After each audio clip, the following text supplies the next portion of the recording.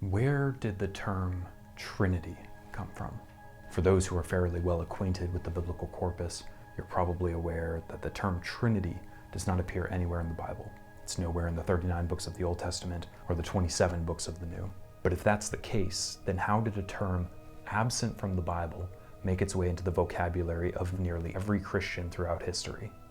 The early Christians found themselves in a paradox. They knew that there was a sense of threeness to their faith with the Father, Son, and Spirit, but it took centuries for theologians to properly hash that out. It's easy for us to now say, well, God is one and three, but it wasn't that simple. It wasn't nearly that easy for the early theologians. On the one hand, the early Christians knew that the faith that they inherited from their Jewish forefathers was thoroughly monotheistic. On the other hand, they found themselves worshiping their newly appeared Messiah. At around the turn of the 3rd century, there was a theologian named Tertullian. Tertullian is often called the father of Latin theology, and he was the one to first put forward the term Trinity, or Trinitas in Latin. Tertullian found himself in the middle of a theological controversy. On the one hand, you had some factions of Christianity saying that the three persons of the Trinity were so unified that they were indistinguishable from one another.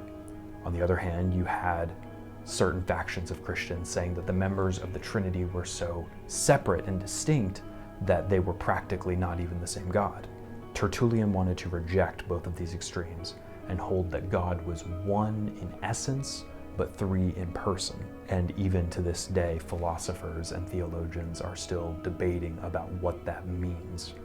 But about the same time in the early church, there was an analogy that gained some traction and popularity. The analogy was that God is like a star. The star has its light, it has its heat, and it has the substance of its body. But when we say, I feel the heat of the star, we're not saying that we feel the light of the star.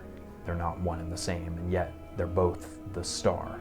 Likewise, when you say, I see the star, you're not actually seeing the body of the star, you're seeing the light that is eternally radiating from the star. It's part and parcel of it, but it's not the same.